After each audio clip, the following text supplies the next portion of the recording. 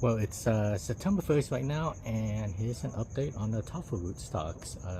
This is what I just been calling tree number 1, just as a reference. This is an Ataulfo rootstock, and it is my largest tree.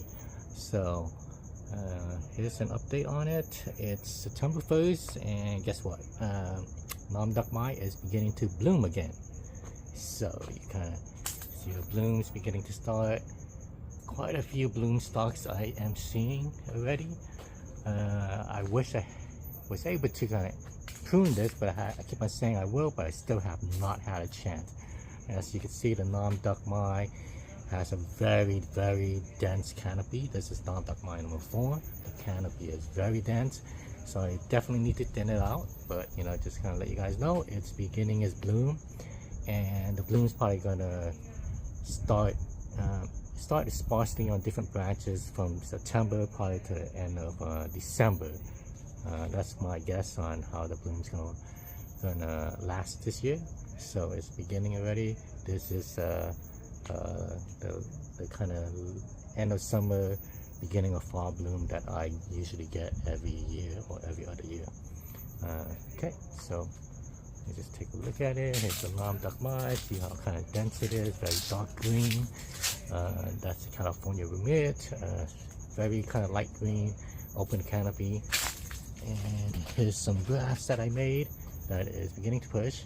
I have some orange showbirds on here and some Maha Chinook. And the Maha Chinook is probably one I'm going to be focusing quite a bit on for my large trees, just because it seems to be the most disease resistant, vigorous kind of growing variety. So I want something that kind of gets production right away, and I think the Maha Chinook, at least in my area, is the one that's going to do really well. Here's a few fruits left of California Rumit on this tree. Kind of, you can see this right here. Once it gets larger, it kind of gets more round and plump. There's no pointiness on the end of the fruit. But here's like an example of a Nam Duck Mai with its typical Nam Duck Mai shape and a dense canopy. Let's see what else I got. Autographs are doing pretty good. I'm getting to push. They've been pushing kind of this whole year, so has kind of gotten a little bit of growth. It's doing really well. The only issue I had is of like powdery mildew. It's surprisingly not. Even in September right here, I've been getting powdery mildew. Here's a bad case of example 1. This is on buttercream. Kind of pretty much devastated the new growth. I just recently sprayed. So powdery mildew, aphids has been probably the biggest issue and problems for me. And so here we go. All right, on to the next tree. Okay, so here's what I've been calling tree number 2. As you can see, still quite a lot of fruits on this section right here, which is the California Rumit. Some of the new blooms right here. Not new blooms, but I call them really later blooms. Fruits are beginning to size up compared to like an old fruit like that right there, where you know it kind of loses its pointiness at the end. It's more round. So quite a few fruits. Here's a good example of some old fruits and some very late blooms. Look at this one. This one's an older fruit. We're gonna get some sap beads. So maybe I'll probably pick this in a few days and see if it ripens properly. If not, we'll see. Sometimes it's hard. Sometimes it's harder in California to determine when to pick it. You kind of get some of these sap beads, but then you pick it, it still doesn't really ripen properly. So yeah, and this tree had quite a few fruits. Still quite a few fruits left. We kind of picked quite a bit of it, and it's been a very productive, good year. So that's California Rumit. Here's some Ataulfo nubbins right here, tiny Ataulfo nubbins.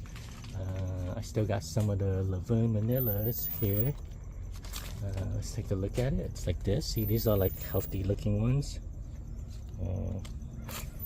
See the shape, you can just tell by the shape it has like this bent in the fruit. So that's the Laverne Manila. There's some Maha Chinook. You can see that nice blush right there. here's a few more of the Laverne Manillas. See, that's the typical shape of it. It has this pretty strong bent in the fruit if it's a healthy fruit versus kind of these round nubbins that most people kind of are used to. So let's see, here's the Chinook. Really nice looking fruits, nice blush on them right now. This has been probably my most favorite tree, and not like favorite tasting, right, but the favorite tree in terms of taste, production, growth habit, and everything. So this is Maha. Let's see, got a few more there. These are some late blooms on the Maha, smaller fruits. Let's see, in the Super Julie, unfortunately, they're still left, but these are all nubbins. You know, they're not really full-size fruits. And they haven't been like ripening properly. They've been kind of like splitting a bit just because it is a nubbin. But we'll see. Hopefully some will ripen properly, and then I'll get to taste Super Julie nubbin.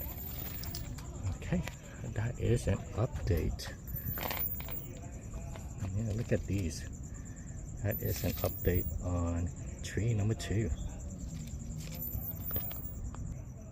This is tree number 3, and check it out. I still have not had a chance to kind of prune it, but I am planning to take off that huge top section of it. This is my tallest tree right now, so it definitely needs to come down quite a bit, and then I'm going to be getting some grafts on it. I already began some, but you know, it's much easier once I kind of get it down. So this is tree number 3. A few grafts I made took. I got Julie and Juliet to take. And I thought there wasn't much fruit, but overall there's probably about maybe over a dozen fruits. There's some more that I kind of found within the canopy. Sometimes it's hard to see because they're green fruits and they look like leaves. Alright, so there's still some right here that we haven't picked. Some newer ones right there.